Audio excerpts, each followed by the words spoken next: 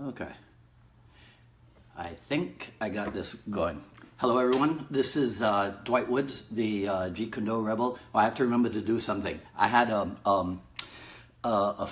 female fan of the show, ask me to sit up and show which Bruce Lee shirt I'm wearing today. So there you go. All right. We are live. This is I Love Jeet Kune broadcast number 11. And this is the one about the 4 phases of Jeet Kune training.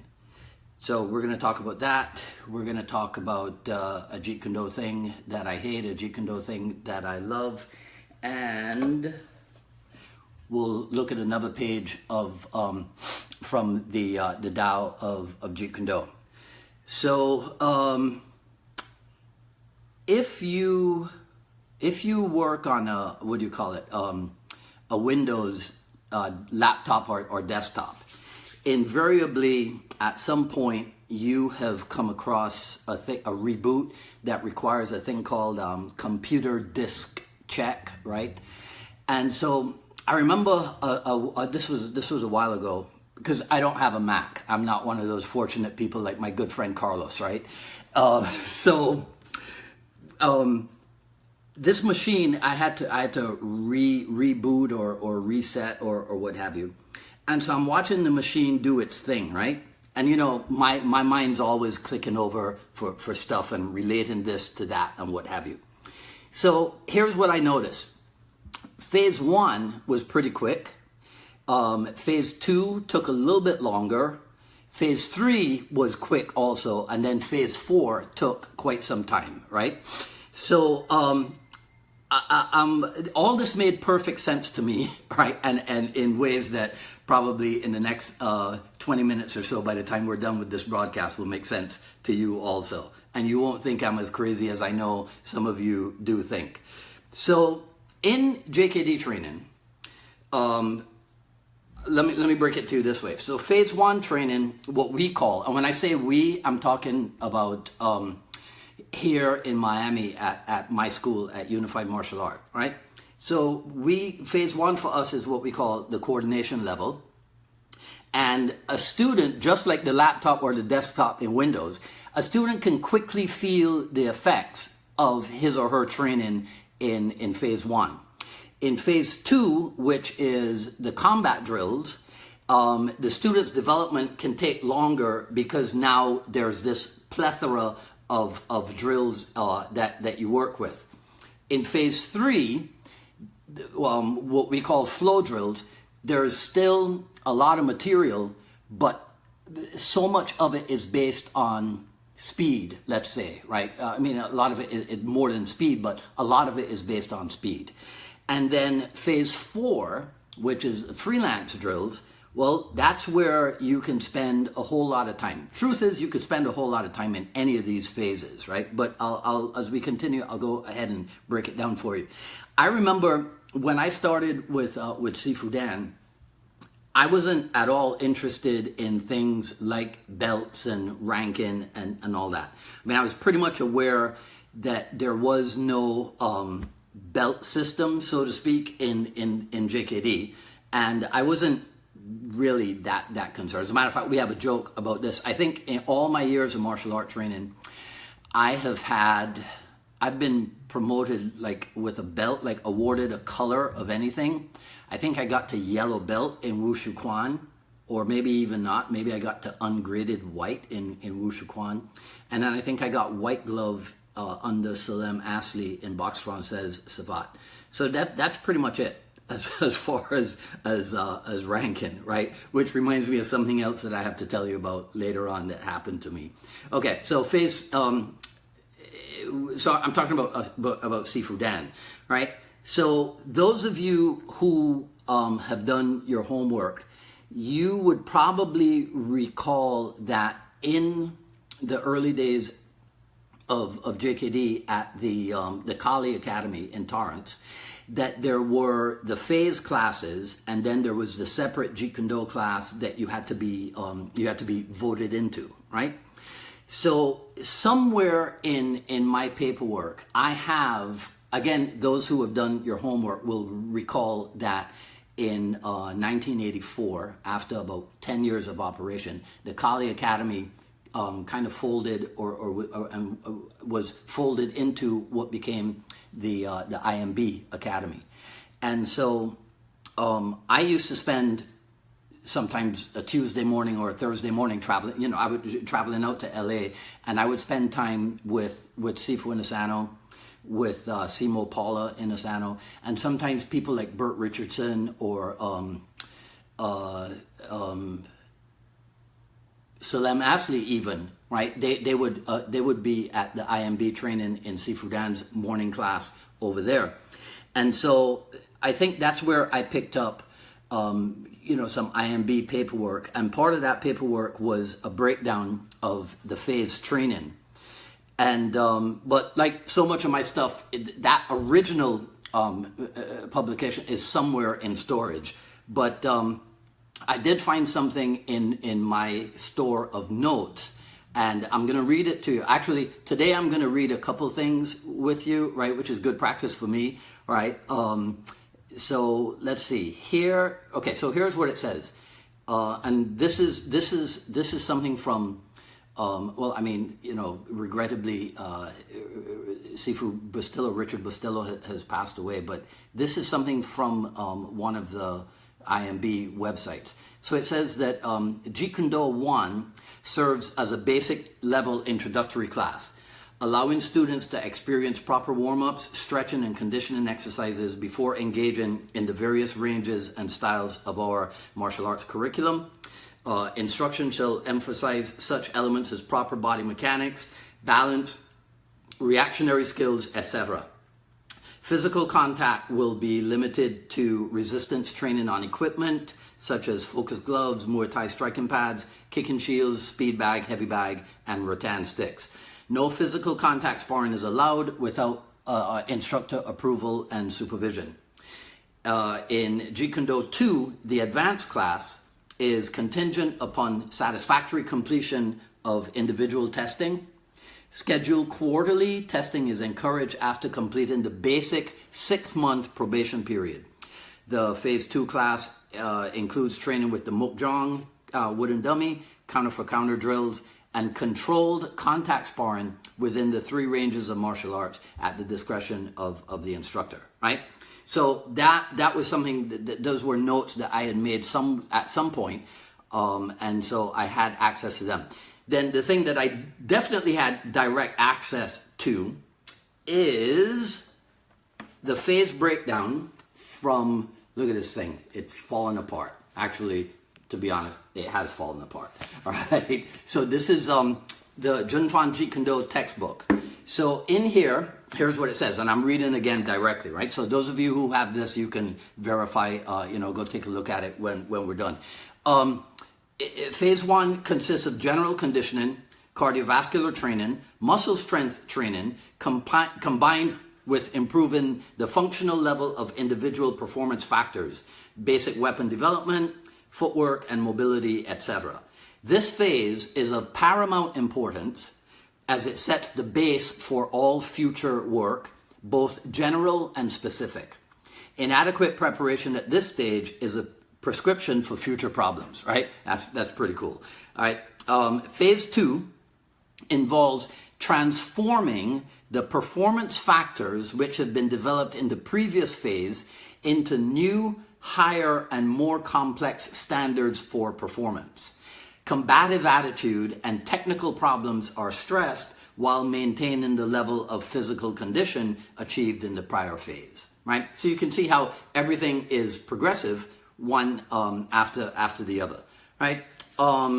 Phase 3 is concerned with the elimination of known weaknesses, correction of faults, stabilization of the newly acquired skills and abilities, and the engagement in sparring. So now this part here isn't necessarily describing the phases, right? It's just like general information. How long, but it's really interesting. So watch what happens here. How long each phase should be depends on how many technical or tactical skills and techniques have to be learned and the level of the student. Training is to an extent an individual matter. So on a side note, right, this is why in JKD, both in the old days and probably even today, it is sometimes difficult to structure your school or maybe even your training or your curriculum the way they do in a more traditional or classical establishment, right? Because we're focusing on the individual. We're also focusing on a thing that is not a product, it is a process, right? And so there's no way that you're going to be able to say, you know, all the white belts this and all the white belts that, right?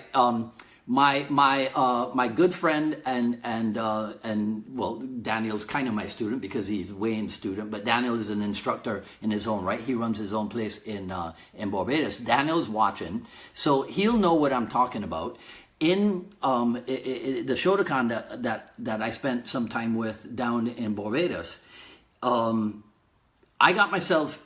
I used to, well, I don't want to say persecute, but I used to ask these guys a lot of questions about a lot of things. I never really joined the school as such, but I had a few friends who were like my training partners or sparring partners from there.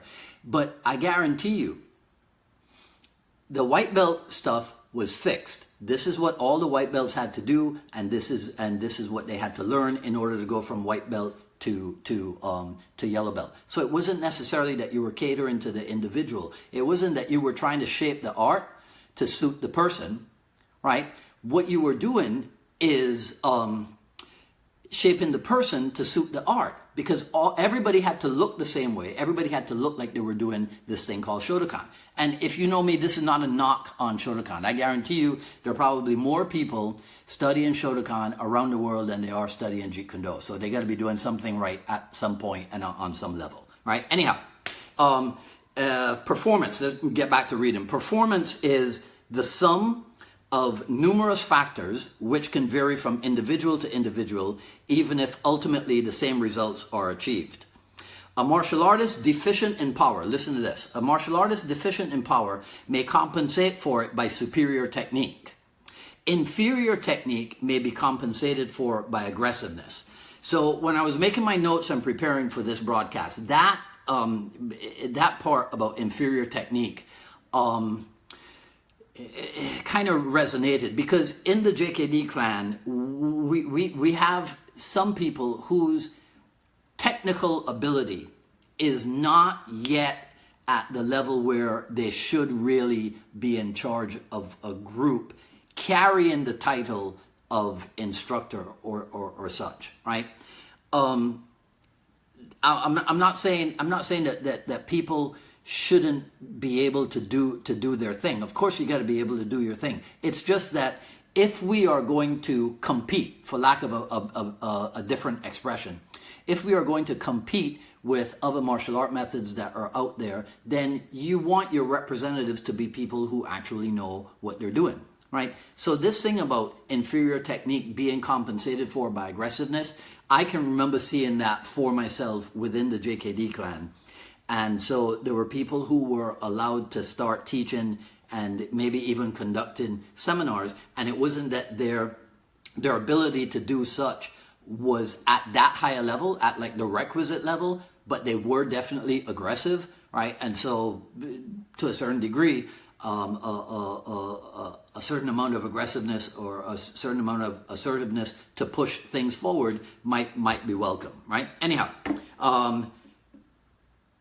what it says here finally is, for this reason, it is very important to identify and fully mobilize each individual's potentials. So, I mean, that again, that sounds like private lesson almost type of thing. Not really something that is able to be conveyed en masse, which is why I think there are people who will maintain that that Jeet Kune Do cannot be taught to in a group setting. Right, and you'll hear that, actually this will come up later too, but I'll tell you about it now, that Bruce Lee himself, that Bruce Lee would never award a Jeet Kune Do certificate, right, or Jeet Kune Do instructorship or whatever it is you want to call it, to anyone unless they had been personally and privately trained by him, right? So to get back to the phase thing, here's what I am pretty sure I never saw. Even though we heard everything about it, phase 1, 2, 3, 4, and what have you, I am pretty sure, I don't recall ever seeing anything written for phase 4. Right? So when I was structuring my own curriculum, I built it around the idea that there would be material for the first 3 phases, but then phase 4 would remain kind of like this nebulous idea that had no form to it, right?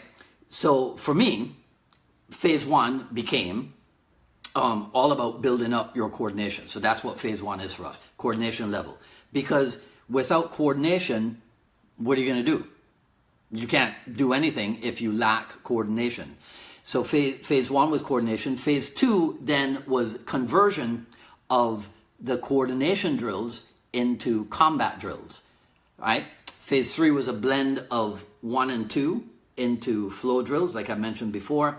And even though there was no name for, there was no written material as such, that's not really true, because over the years, there's a tremendous amount of material for all 4 phases now. But initially, I still wanted it to have a name or an idea, and so phase 4 became the freelance drills, right? Now, let me explain this. I might use the term that I came up with this, or I came up with that, right? I might use that phrase. But most of this was informed by what I was reading, rereading, what I was training, going out to LA, going to seminars with Sifu Dan. And I'll tell you something, a lot of my development comes not just from my teacher. A lot of it comes from my seniors, right? Chris Kent, Cass Magda, Burton Richardson, Rick Fay. Just earlier today, now that I spend more time on Facebook, I reacquainted myself with Freddie Jin and Steve Nakamura. And these are guys who were my heroes when I was traveling out from Barbados up to LA, because they were the students at the IMB and at the Innisano Academy. And so I got to see these guys, in action. And so everybody was pretty much an inspiration for me at that time, and that inspiration continues to this day, right? So why am I telling you this? All right. Oh, yeah, because sources of information. All right, that was it. Okay. So the other thing that I also began to see was how the 4 phases could interlace or interlock with what we call the 4 ranges of combat, or what, as we call it in Miami, the 4 skills of empty-handed combat, right? So phase 1 is about building coordination, the beginner phase. So that's where all of your basic tool development occurred. So what are the tools used to develop these tools, and what are the qualities or the attributes that we'll work on? Well, if you go back to what the instructions from the Jeet Kune textbook were, phase 1 consists of general conditioning, cardiovascular training, muscle strength training, combined with improving the functional level of individual performance factors like weapon development, footwork, and mobility. Well, I don't know about you, but that sounds to me an awful lot like focus mitts and tie pads and all of that, right?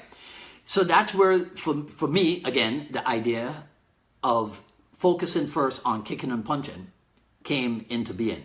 The phase 1 or beginner stage was born and developed, because you're using the 4 limbs of the body vigorously, so you're going to develop cardiovascularly, right? And as far as you're getting weapon development with footwork, and look, this is what I'm saying. Let me try to find a better way of putting this, right? Kicking and punching require you to achieve and or obtain impeccable control over your own center of gravity, right? I've talked about this. I probably mentioned this every single broadcast. The Way of the Warrior documentary, when they show the section on Jeet Kune and Chris Ken and Cass Magda are hitting the focus mitts, and the narrator says, learning to fight ferociously, right? So we're dealing with a certain amount of attitude, right? In your focus mitt training, in your basic tool development, in your cardiovascular conditioning and stuff like that, right there in phase one. That is a lot of stuff on which to focus and concentrate, right? So, another reason why for me it was important, and I hate that I have to keep saying for me, but if I don't, then somebody somewhere is gonna come up with this crazy idea that I think I'm talking for everyone, right? So bear with me if every few minutes I say for me.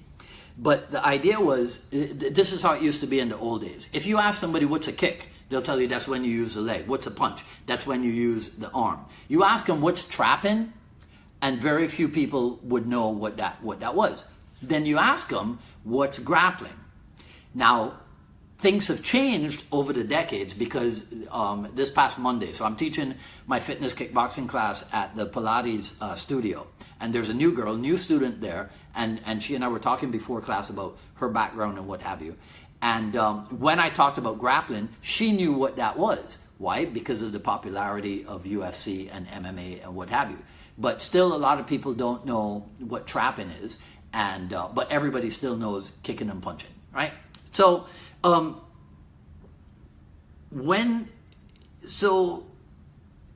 we start with the kicking and punching because that requires the impeccable control over your own center of gravity, right? Let me digress for a second. See, because we just talked about the popularity of UFC and MMA, right? And by extension, then BJJ. In the interest of being well-rounded, you may or may not want to start on the ground, right? Because since people are more familiar with kicking and punching, maybe you give them a good, solid grounding in that, and then you move on. But if you're a grappling school, then you use the same idea. You have your basic material, and so you have basic material that starts on the ground. It's just that my experience has been that people who have, and that's why we even coined the phrase, people who have impeccable control over their own center of gravity, it's much easier for them to go into trapping and grappling because those two skills require the skillful manipulation of your opponent's center of gravity. So if my goal is to develop well-roundedness, I want to be good at stand-up, as they call it, and I want to be good at ground, as they call it, then I'm going to focus on achieving a certain level of self-movement and then invest my time and practice in moving other people around, right? So I hope I'm doing a good job of making that clear, right? Phase 2, remember that it says, let me read it again. Phase 2 says, involves transforming the performance factors which have been developed in the previous phase into new, higher, and more complex standards for performance. Combative attitude and technical problems are stressed while maintaining the level of physical condition achieved in the prior phase. So you see that thing there about combative attitude? Well, a good way, we talked about combative attitude with the focus mitts, but now if I'm taking the focus mitt drills and I'm converting them into glove drills, so now I'm no longer hitting at my partner's handheld targets, now I'm hitting at my partner and my partner's hitting back at me because we're wearing the gloves and maybe headgear and maybe the mouthpiece and what have you, right? So in the same way, so we're not sparring, right? It's glove drills, right? If you go back to, let me tell you a story about this, why this is important, right? So I was probably the first person in Barbados to own a pair of focus mitts, right? Daniel, if I'm lying, you can chime in on this, right? But I was probably the first person to own a pair of focus mitts in Barbados. And at that time, one of the groups I was working with was a Taekwondo group. And so I took the focus mitts over to the place where we were training. And it wasn't my group, so I wasn't in charge. I was just there, because I would train with anybody at that time. And so I handed the focus mitts to Scott, who was in charge of the group. And I swear to you, this is what Scott did. Right? He put the focus mitts on, and then he just kind of stood, at the top of the line like this. And then we were in line, and we would just kind of move up and kick the focus mitts that he was holding, in his two hands. So for a lot of people, maybe it's different today, but for a lot of people, when they train with equipment, they become what we call a pad holder, right? Well, that's not aliveness. So we have a phrase that we use at UMAA where we talk about feeding the way you fight. So when I hold the focus mitts, it's in a way that is very closely related to the way that I might hold my hands in a fighting position or what have you, right? Okay, Daniel, thank you so much, right? So, you don't want to be a pad holder, right? I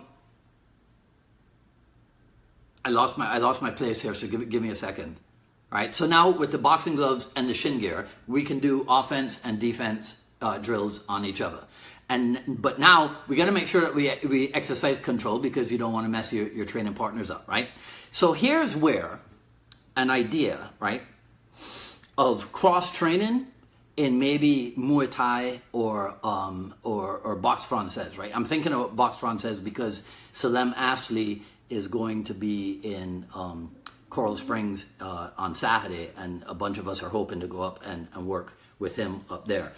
In boxe française training, there's a thing, what I call it the 5 rules of BFS, right? So the rules are, you use full extension of the limb, you stay in motion, you use control, you respect the range, so that means you kick when you're in kicking range and you punch when you're in punching range, right? And then you go for the touch. And I think that if you look at all of those, you can find Bruce Lee, like if you look at a Bruce Lee fight scene, for example, right? You could find Bruce Lee in all of those things. So it's not something that we got out of Jun Fan kickboxing. It's something that we got from boxe française. But you can take those 5 rules and you can apply them across the board in all of your kickboxing methods. Stay in motion, use full extension of the limb, use control so you don't whack each other too hard, respect the range, right? So, you don't want to be here trying to kick, and you don't want to be here trying to punch, right? And then go for the touch. So it's not like, you guys are probably not old enough to remember that there used to be a thing called non-contact sparring, right? Where you would come as close as possible to the target, but you wouldn't actually hit the target, which is actually, there was a period here in the United States where that's what tournaments were like. So when people talk about Bruce Lee, how he never competed and he never did this and what have you, it's because there was a time where in order to compete, you had to train in non-contact stuff. Well, boxers never went through that, and being influenced by the idea and the approach of boxing, that's one reason why Bruce Lee would not have been interested in spending time in non-contact tournaments. Now, I'm not saying that those were the only types of tournaments that there were, but there was a lot of that. All right, so let me digress again, and here's what I'll do. Like I promise you, we'll talk about a Jeet Kune Do thing that I hate and a Jeet Kune Do thing that I love. So I'm going to blend those two, right? And I'm gonna try to do something technical here, because it's, instead of keeping them separate, I'm gonna try to put them together. And oh man, I have to run off camera for 2 seconds because I have something to show you. So give me a second, guys. You can talk amongst yourselves.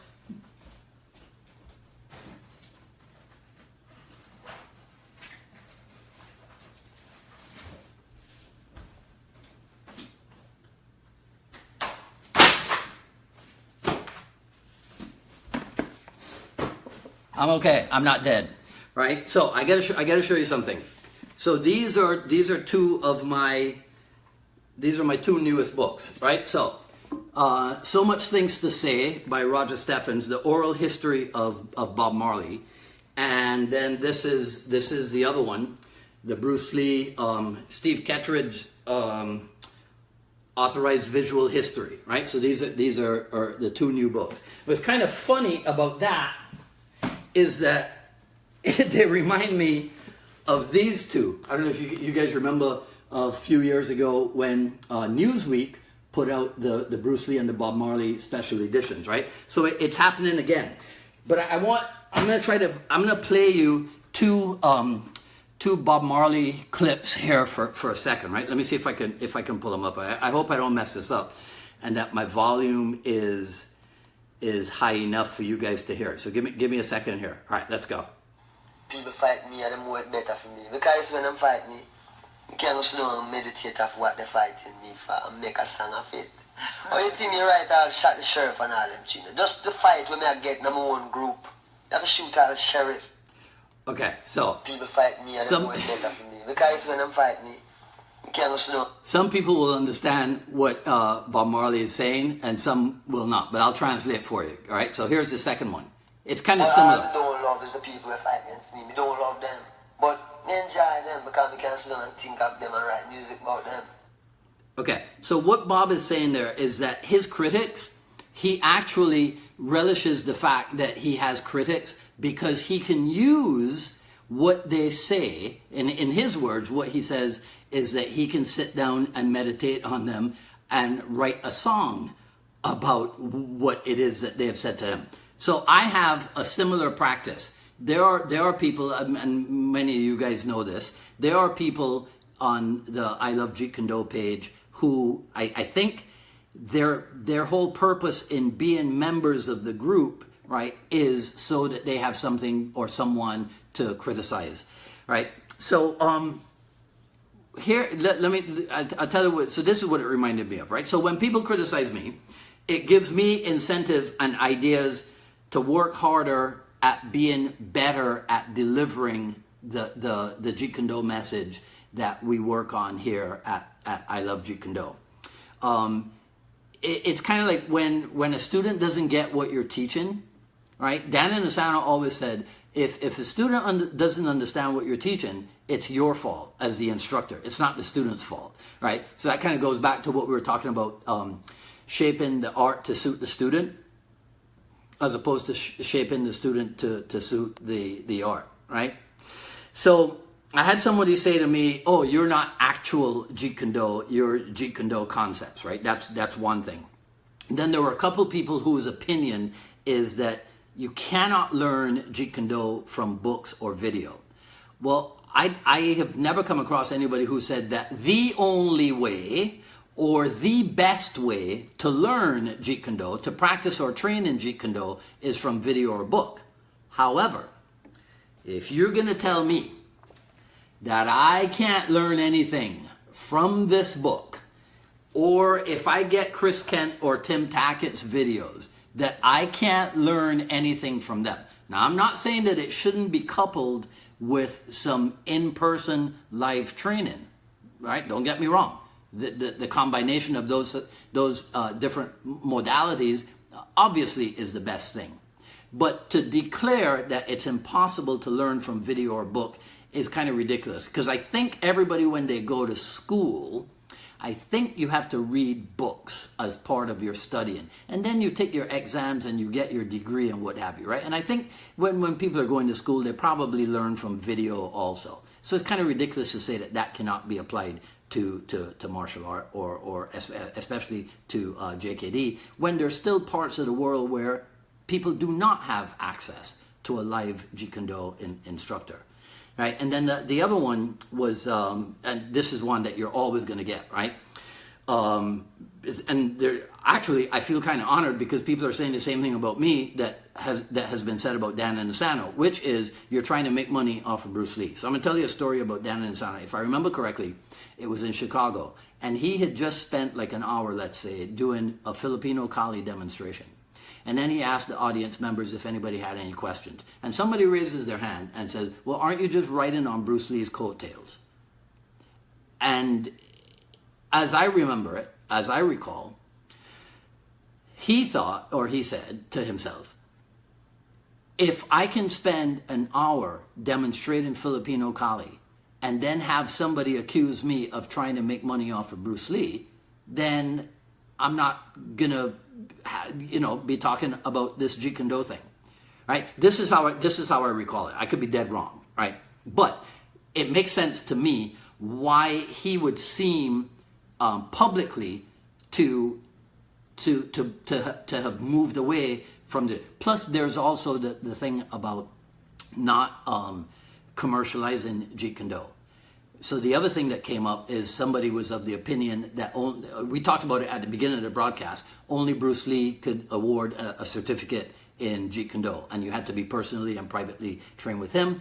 And so he referenced, I think it's a 1988 Inasano article or something, and it was about it was Sifu Dan saying that if his students would look at their instructorship certificates, they would all notice that it says Jeet Kune Do concepts or something like that. Well, I have to admit, I can't find my original full instructor certificates because, again, it's probably in a box in storage somewhere.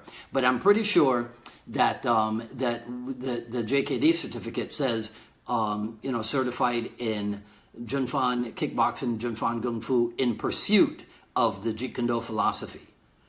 But that's you have to remember that is a certificate that was issued to me in 1997.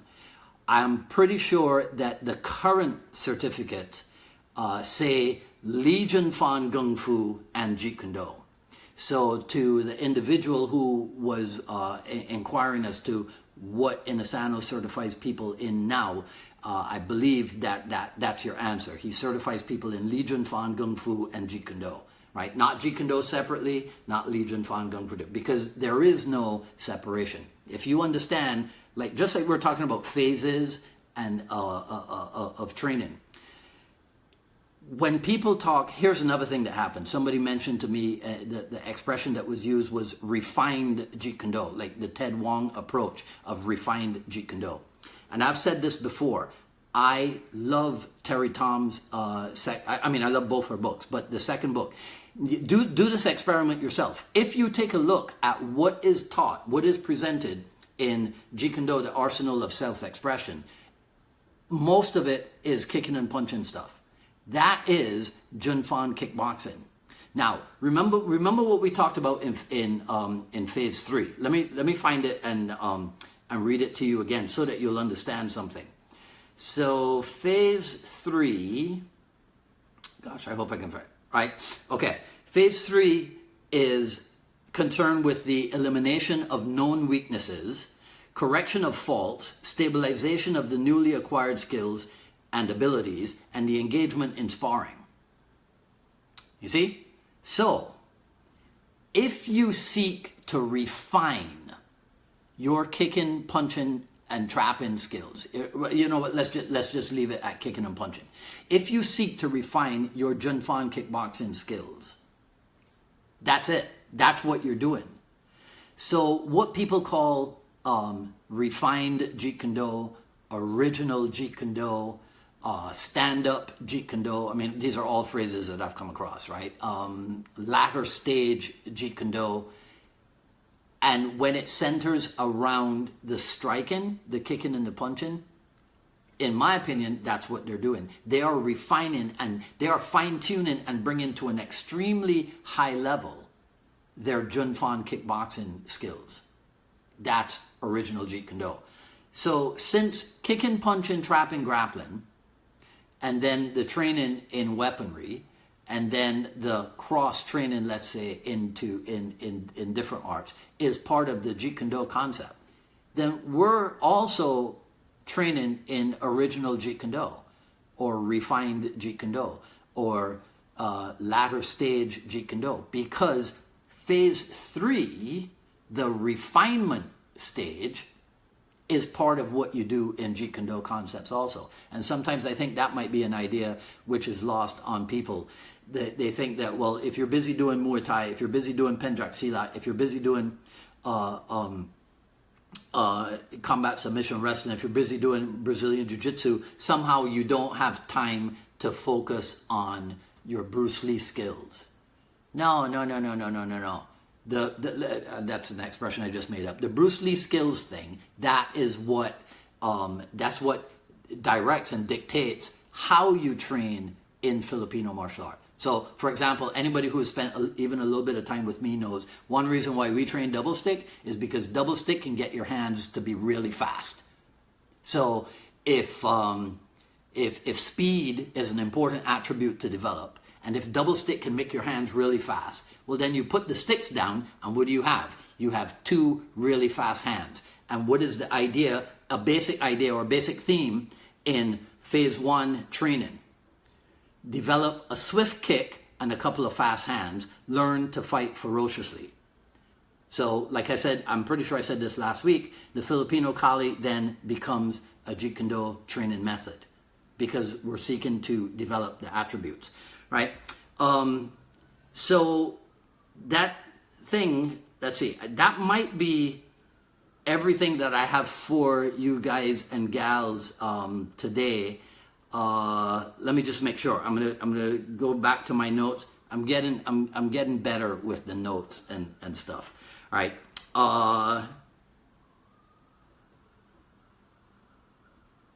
Yeah. Oh, I should tell you one last thing. Yeah, and then we'll finish on this. That whole phase thing of coordination, combat, flow, and freelance. Okay, so I'll check and see if anybody's listening. Play this game with me. Does anybody who is live with me on the show right now have any idea where I took that from? The whole idea of phase 1 being coordination drills, phase 2 being combat drills, phase 3 being flow drills, and phase 4 being freelance drills. Now, if you're like Alfred Magnan or Daniel Jilts, who have trained with me, then you don't get to play this game because you probably know the answer to that question. Right? So let's see if anybody comes up with it. I'll give you like 5 seconds. Right? 4, 3, 2, 1. All right. So here's where it came from. It came from Filipino Kali, because we'll start with right. Almost, Jamie. As a matter of fact, so Jamie Martin says stages of cultivation. So Jamie, that was actually, I don't know if you were on when I started the broadcast 20 minutes ago, but if we had time, I was going to go into stages of cultivation and development, but I'm going to save that probably for next week's broadcast, right? So it is somewhat related to that, stages of cultivation. But for me, it came directly from the Kali training, because in Kali we'll start with something, let's say like downward figure 8, as that's true, Daniel, everything comes from Kali, but we'll keep that private amongst ourselves. We don't want to get ourselves in trouble as Jeet Kune concepts people, right? Downward figure 8 is a coordination drill, but downward figure 8 is also your angle 1 and your angle 2, which you would apply in a combat drill. And then downward figure 8, or your angle 1 and your angle 2, you will apply also in your flow drills. You see? So, I mean, this is something that we'll go in depth in later broadcasts. What is coordination training? What is combat training? What is, and we'll get more specific with it. But I just wanted, for those who for those who think that if you train in something that, as they say, Bruce didn't train in, right? You're somehow rejecting the Jeet Kune approach. Not at all. We're constantly using all the other stuff that we use to influence and help us to develop our Jeet Kune skill. So that's the basic, right? So I'm going to leave you on that note. I think I covered everything in my notes here. If I didn't, I'll get to it another time. Right? So everyone, thanks for tuning in for this broadcast.